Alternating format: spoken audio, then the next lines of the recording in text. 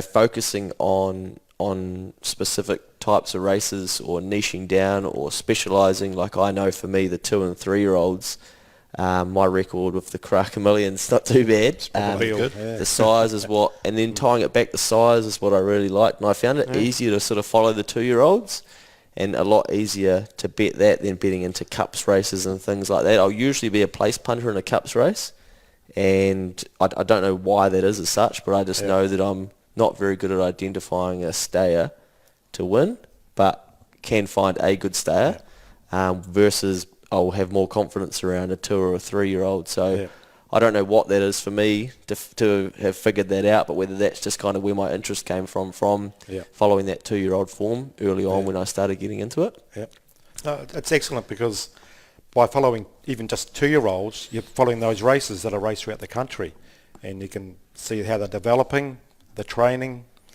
the time sectionals, and dig deeper so you get a really good bank of information there about those 2-year-olds. And that's why you're winning. Our man that we spent some time with in Darwin, who focuses on Singapore, why he chooses Singapore, it's one track and a limited pool of horses and a limited pool of trainers and jockeys. If you only bet on 2-year-old races in New Zealand, you zero right into only a limited pool of horses, and so it's the same concept. You can be an expert in a certain area, and I guess that's what the beauty of BGP is. So it's finding the niche in any particular area and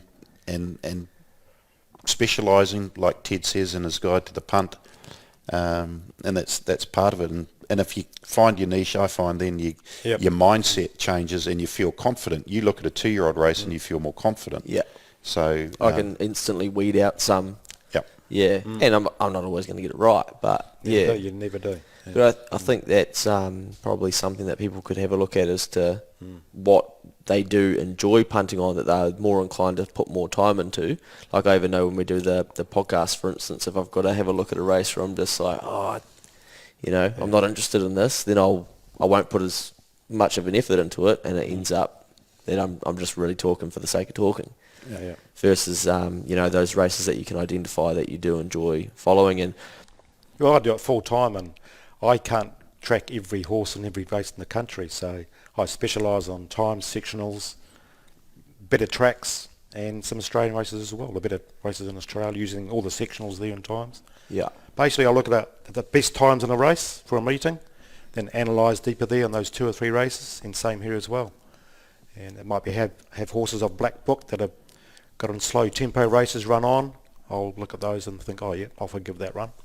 But the fast times and sectionals I'll cover, because you only got so much time you can work on previewing a meeting. And those are gold.